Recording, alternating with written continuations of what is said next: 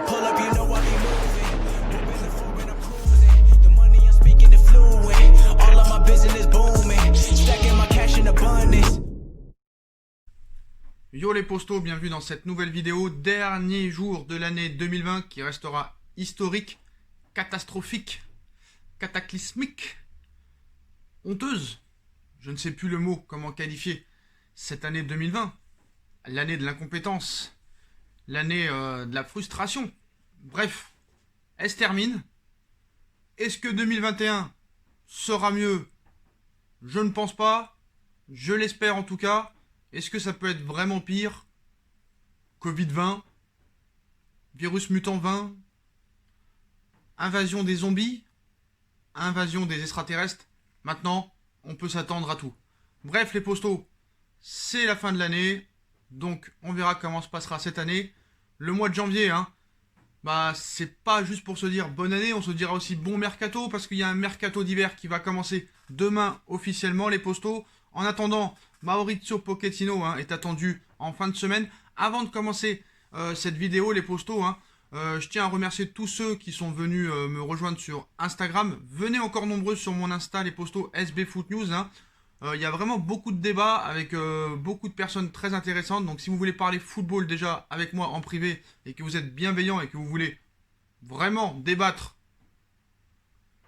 avec le respect, avec votre connaissance footballistique, venez sur mon Insta SB Foot News. Voilà, je réponds à tout le monde tant que c'est avec le respect et bienveillant, il n'y a pas de souci. Si vous voulez être au courant 24h sur 24, 7 jours sur 7 de l'actualité du Paris Saint-Germain, du football en général, du mercato et de toutes les infos foot, venez sur mon Insta SB Foot News. Le lien est en bas en description. Vous avez encore toujours la cagnotte PayPal qui est disponible en lien en description si vous voulez soutenir la chaîne. Voilà les postos, on commence cette vidéo avec Mauricio Pochettino. Donc c'est attendu et ce sera bientôt officialisé par le club, même si c'est déjà officiel. Suite à l'annonce du licenciement de Thomas Tuchel, le Paris Saint-Germain va officiellement pouvoir présenter son nouvel entraîneur dans les prochains jours. Et vous savez que l'heureux élu est monsieur Mauricio Pochettino. Donc selon les informations du quotidien régional Le Parisien, l'ancien coach des Spurs débarquera dans la capitale française en fin de semaine avec au moins 3 voire 4 adjoints. Présentation officielle à prévoir ce week-end, apparemment samedi, vu que la reprise de l'entraînement commence dimanche. Donc voilà. Ce qu'il faut savoir, c'est qu'apparemment Mauricio Pochettino s'est entretenu avec Unai Emery, ancien coach du Paris Saint-Germain, dont on ne retiendra pas grand-chose de ces 2 années, à part cette remontada honteuse et la non-victoire en championnat lors de l'année 2016-2017. Donc Unai Emery s'est entretenu avec Emery. Qu'est-ce qui a pu se dire? Est-ce que Emery a conseillé à Pochettino de rejoindre le Paris Saint-Germain? Mais j'espère aussi que Emery lui a montré comment ça se passait au Paris Saint-Germain si les résultats ne suivaient pas. Donc ça, il faut être très clair là-dessus. J'espère que Pochettino, quand il a écouté Emery, il a su qu'il faudra faire le contraire. Mais voilà, Pochettino a rencontré Emery pour parler du PSG selon The Independent. Donc j'espère que ce sera très clair du côté de Pochettino et que il marchera pas sur les traces d'Emery. Moi voilà, vous le savez, Pochettino c'est pas mon choix numéro 1, mais il faut lui donner sa chance. Voilà. Il y en a qui se permettent déjà de mettre un jugement comme quoi il a jamais rien gagné. D'accord, certes il n'a jamais rien gagné, mais il n'a pas entraîné non plus des grosses équipes, Southampton, Espanyol, Barcelone. Et avec Tottenham, il a quand même fini 2e avec une finale de Ligue des Champions, avec un budget beaucoup moins ronflant que les autres. Un Manchester City, un Liverpool, un Arsenal qui avait beaucoup dépensé avec les Aubameyang, Pepe et compagnie, Lacazette, donc voilà. Ainsi que Manchester United, Chelsea, etc. Donc c'est quand même une bonne performance. Il arrive quand même s'il a 0 titre, avec un CV plus haut que celui de Tuchel à l'époque où Tuchel est arrivé. Donc voilà, lui aussi, il sera jugé. En tout cas, on verra ce qui se passera. Il y a un mercato qui arrive, les postos. Donc ce sera un petit peu quand même, on va dire, le mercato des opportunités. Paris attend entre 1 et 2 renforts cet hiver. Donc le mercato hivernal commence demain et il avance à grands pas. Et les opportunités se font nombreuses sur le marché pour Leonardo et M. Mauricio Pochettino. De Dele Alli à Memphis Depay, en passant par Milik, en passant par Eriksen, le directeur sportif du Paris Saint-Germain aura l'embarras du choix en raison de la crise financière qui a frappé le monde du football pendant cette période de Covid-19, le club de la capitale a dû la jouer fine sur le mercato d'été, l'été dernier, après avoir déboursé une somme de 50 millions d'euros, sans compter les bonus de 8 millions d'euros pour le recrutement de Mauro Icardi. Léo a été contraint de mettre sur pied des prêts avec les arrivées gratuites, à l'instar de celle de Rafinha en provenance du FC Barcelone, en difficulté financière en partie en raison de l'absence d'influence dans les stades et de l'épisode Mediapro. Le PSG devrait vendre pour au moins 40 millions d'euros cet hiver, ça risque d'être compliqué. De quoi ne pas ouvrir la porte aux opérations importantes lors du prochain mercato, mais de prendre en considération les jolis coups. Donc, Dele Alli, Eriksen, Depay, Milik, qui vraiment choisir? Donc, et cet hiver, le PSG pourrait mener d'intelligentes et non opérations onéreuses, on va dire. Un peu comme cet été. Premièrement, avec Dele Alli, qui n'entre plus dans les plans de José Mourinho à Tottenham. Selon la presse anglaise, le Paris Saint-Germain et l'AS Monaco seraient sur les rangs, alors que les Spurs compteraient prêter le milieu offensif pour une durée de 6 à 18 mois. Outre Ali, Milik pourrait également quitter le Napoli à la fin de la saison, soit à l'expiration de son contrat. En ce sens, un éventuel transfert à prix très réduit pourrait également avoir lieu si le Paris Saint-Germain se laissait tenter par le Polonais. Même son de cloche pour Memphis Depay, courtisé par le FC Barcelone qui se serait retiré. Le capitaine de l'Olympique Lyonnais plairait également au Paris Saint-Germain. Refusant de voir son attaquant quitter le club libre de tout contrat, l'OL prévoirait de le vendre dès cet hiver, selon l'équipe, pour la modique somme de 5 millions d'euros. Donc il n'y a plus qu'à pour Leonardo. En tout cas, franchement, je vous dis la vérité, Dele Alli, tout le monde le critique, tout le monde dit que voilà, c'est un peu un Neymar bis, un Mbappé bis, bref. Dele Alli, bon, c'est pas le choix rêvé, mais franchement, 18 mois gratuits, tu prends en charge la majorité de son salaire, mais c'est gratuit. Franchement, j'ai envie de te dire, pourquoi pas. Dele Alli, il a 24 ans. Franchement, il a déjà montré ses qualités, surtout avec Maurizio Pochettino. Tu ne peux pas dire non. Tu peux pas dire non. Certes, on a Angel Di Maria au niveau comportement où il n'y a rien à reprocher. Il court. Mais le problème, c'est qu'il fait un match sur 4 en ce moment. Et franchement, Dele Alli, polyvalent, il peut jouer très bas comme très haut. Franchement, moi, je te dis oui. Pour 0 €, je te dis oui. Donc voilà, c'est vraiment une opportunité pour moi à saisir. Même si je pense qu'il faut un latéral gauche. Mais apparemment, Michel Baker avec Moïse Kean, ils sont en vacances ensemble. Ils sont en train vraiment de travailler très très dur. Est-ce que Pochettino peut transformer un Kurzawa, un Baker, un Pembele qui peut jouer aussi à ce poste, un Diallo, s'il se blesse moins, à prouver à ce poste qui peut être très utile? Pourquoi pas? Après, Maurizio Pochettino aussi a des pistes. Avant qu'il soit nommé, je pense que ça travaille sur le mercato en ce moment à Londres avec ses adjoints. En attendant, le technicien argentin est en train de soumettre un certain nombre de requêtes et l'une d'entre elles mène à un joueur ivoirien que le coach de 48 ans compte bien ramener dans ses bagages.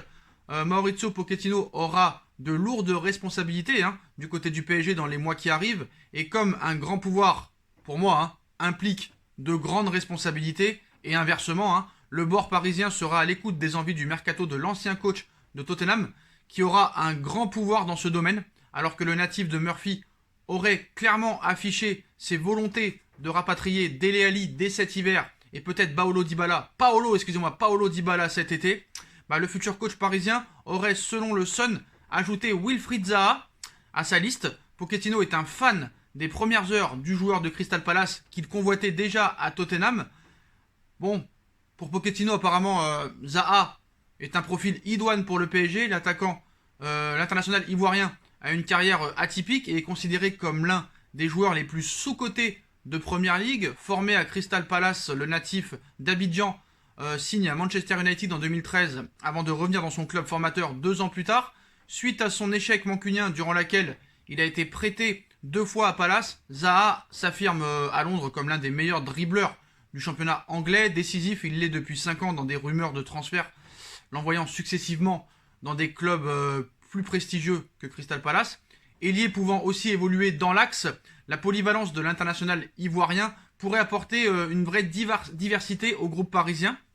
Reconnu pour sa qualité de persécution, de vitesse, parce qu'il va très très vite, il va vraiment très très vite, il a une vitesse et une puissance supersonique, pouvant rappeler à certains Kylian Mbappé. Zaha serait une autre arme idéale, on va dire, offensivement, dont Pochettino devrait, pourquoi pas, disposer.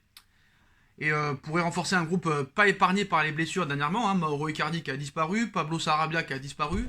Je pense que Sarabia, lui aussi, j'espère qu'on en attend beaucoup plus en deuxième partie de saison. Et on espère que Pochettino arrivera à le faire émerger et monter. Donc voilà. Donc, Dybala, Zaha, Milik, c'est si vraiment Moise Kean s'en va. Est-ce que Paris va essayer de garder Moise Kean? Ça, on ne sait pas. Moise Kean, Zaha, moi j'ai envie de te dire, Moise Kean, moi, il m'a vraiment plu lors de cette première partie de saison. Il marque presque tous les 2 matchs. Franchement, j'ai envie de te dire oui, mais voilà. Si jamais Moise Kean partait, les principales pistes, excusez-moi, seraient soit Dybala, soit Wilfried Zaha, soit Milik. Est-ce que c'est mieux que Moise Kean? L'avenir nous le dira. En tout cas, j'ai envie de te dire, moi, Moise Kean, j'aimerais qu'il reste au Paris Saint-Germain. Est-ce possible? On verra cet été. Donc les postos, on continue avec le Barça et le Paris Saint-Germain. Donc bon, comme vous le savez, hein, Lionel Messi est annoncé de plus en plus du côté du Paris Saint-Germain. Comme vous le savez, il y a les élections le 24 janvier prochain au Barça. Et ce qui est bien avec ce genre d'élection, c'est un peu comme aux politiques. On promet beaucoup de choses pour se faire élire. Et une fois que tu es élu, toutes les promesses sont mises à la poubelle. Alors entre Émilie Rousseau qui promet Mbappé, Neymar et Haaland, lui il a vu la Vierge, hein, il croit encore au Père Noël, n'importe quoi. Les mecs ils sont capables de mentir. Mais à ce point-là, là c'est même plus mentir, c'est prendre les gens pour des cons. Oh Rousseau, arrête tes conneries frère, t'as plus une thune. La masse salariale a explosé, t'arrives même pas à payer les salaires. Qu'est-ce que tu vas amener Haaland, Mbappé et Neymar? Non mais attends, on devient fou, c'est prendre vraiment les supporters du Barça pour des cons. Vraiment. Voilà. Après, Josep Maria Minguella, apparemment lui aussi est optimiste sur les dossiers Mbappé et Haaland, donc une pure campagne électorale. Hein, alors que des élections doivent prochainement décider du futur président du FC Barcelone, les principaux candidats en sont à exposer leur programme, mais à exposer le mensonge réellement. Et dans le cadre d'un club de football, il s'agit de faire de fausses promesses maintenant apparemment, concernant le recrutement de futurs joueurs, et pas les moindres. Et ça, Émilie Rousseau l'a bien compris en faisant bien passer le message à ses partisans, dont fait partie Josep Maria Minguella, qui sera le vice-président en cas de victoire de Rousseau sur la radio Estadio. Il a fait le point sur les grands noms visés, en se montrant optimiste, même très optimiste, face au dossier Haaland et Mbappé. Je le cite, « Haaland est sous contrôle. Nous connaissons toutes les conditions et si le signons... » Et il sait même pas parler en fait. Et si le signons, ça veut rien dire, toutes les conditions, et si on le signe, on dit plutôt, j'appelle Mino Raiola le lendemain, nous avons fait des progrès avec Mbappé, si nous y arrivons, Messi sera heureux de rester. Non mais t'as rêvé déjà apprends à écrire, parce que quand tu parles on comprend rien frère, à moins que c'est la presse française qui a mal traduit, mais jamais Mbappé et Haaland ne viendront au Barça. Même les footix barcelonais qui croient que le football c'est FIFA 21, c'est du mensonge. Bon après, les supporters et les socios du Barça, je pense, le savent, mais c'est quand même incroyable de promettre des choses comme ça. C'est incroyable. Déjà, débarrasse-toi de Dembélé, de Griezmann, de Trincao. Il y a encore Fati, il y a encore Messi qui est là officiellement, donc arrête de dire des conneries. Mbappé, c'est minimum 150 millions d'euros. Haaland, c'est minimum 75 millions d'euros. T'as plus une thune, frère. T'as plus une thune, il faut que tu continues à dégraisser et à enlever les joueurs indésirables qui ne jouent plus et qui touchent des salaires mirobolants. Donc bref, c'est pas grave, hein. Chacun, les promesses n'engagent que ceux qui y croient, donc si vraiment les supporters barcelonais veulent y croire, qu'ils continuent à y croire. Bon, maintenant le dossier Messi, hein, ça se précise de plus en plus, même si les médias espagnols nous expliquent que si Laporta serait élu, il devrait donner un projet très séduisant à Léo Messi, ce qui permettrait à Léo Messi de rester et de prolonger une année de plus jusqu'en 2022. Franchement, pas prendre les gens pour des cons. Laporta a déjà été président du Barça. Je pense que Messi sait comment ça se passe avec Laporta. Laporta ne pourra rien faire. Le Barça est en fin de cycle. Le Barça doit reconstruire. Le Barça doit repartir de zéro, un peu comme à l'époque en 2004 ou en 2003, ou peut-être en 2008 avant l'arrivée de Guardiola. Déjà, il y a trop de joueurs qui ont été payés très cher et qui ne font rien. Déjà, il faudra qu'ils se débarrassent de ces joueurs. Ou tu vas aller vendre Griezmann, ou tu vas vendre Trincao, ou tu vas vendre Fati, ou tu vas vendre Dembélé. Personne n'en voudra. Personne n'en voudra. Enfin, Fati restera très longtemps au Barça, même si officiellement il n'a pas encore prolongé. Mais tous ces joueurs-là, Coutinho, 160 millions d'euros, qui vient de se faire une blessure et qui sera indisponible pendant 4 mois, que vas-tu faire de Coutinho? Que vas-tu faire de Dembélé, qui se blesse tous les 3 mois? Que vas-tu faire de Griezmann, qui avance pas? À un moment donné, faut être un petit peu cohérent dans ses propos. Donc, l'arrivée prochaine de Mauricio Pochettino sur le banc du PSG met un véritable coup de fouet au dossier Léo Messi. L'Argentin en fin de contrat à l'issue de la saison au FC Barcelone semble se rapprocher de jour en jour du Paris Saint-Germain et de récentes déclarations font état de discussions avec son ancien et peut-être futur coéquipier Neymar. L'arrivée de Messi au PSG se précise. Mauricio Pochettino arrivera-t-il peut-être aussi à être convaincant et à le faire venir? Donc la question se pose, alors que les rumeurs envoyant le sextuple Ballon d'Or chez les champions de France la saison prochaine se multiplient et se précisent. Il y a des discussions très avancées avec le Paris Saint-Germain, a révélé mercredi le journal espagnol Goal. Il pourrait signer au plus tard durant la première semaine de février, ça c'est encore à vérifier. À Paris, ils ont mis sur la table un contrat énorme, en incluant une maison clé, on l'a dit, en main, et une école pour ces 3 garçons. Donc vraiment voilà, apparemment Neymar est apparemment le maillon fort. Des discussions sont confirmées entre les 2 stars. Et voilà. Surtout que quand il parle, on a pu apparemment apprendre, on se voit bientôt amis. On se voit bientôt mon ami, mais ça c'était pour le tirage au sort de la Ligue des Champions. Voilà, franchement, on va pas rajouter de fausses informations. Messi est plus sur le départ que sur une prolongation de contrat, ça c'est sûr. Surtout que voilà, il s'est un petit peu peut-être trop dévoilé lors de cette interview en disant j'aimerais jouer en MLS. Après ma carrière, j'aimerais revenir au Barça. Donc si tu restes au Barça, tu dis pas j'aimerais revenir après ma retraite. Tu dis une fois que j'aurai fini ma carrière ici, je veux être dans le club, quoi, dans l'organigramme. Voilà. Apparemment, il a un itinéraire très tracé. Paris Saint-Germain ou Manchester City. Après, aller en MLS et finir sa carrière. On verra si ça se passe comme ça. En tout cas, Paris a beaucoup d'atouts dans sa poche. La ville de Paris, qui est très attractif. Beaucoup de compatriotes argentins dans l'équipe. Son meilleur ami Neymar. Un entraîneur argentin. Un club ambitieux. J'ai envie de te dire, tous les voyants sont au vert. Alors que Manchester City, certes, il a Pep Guardiola.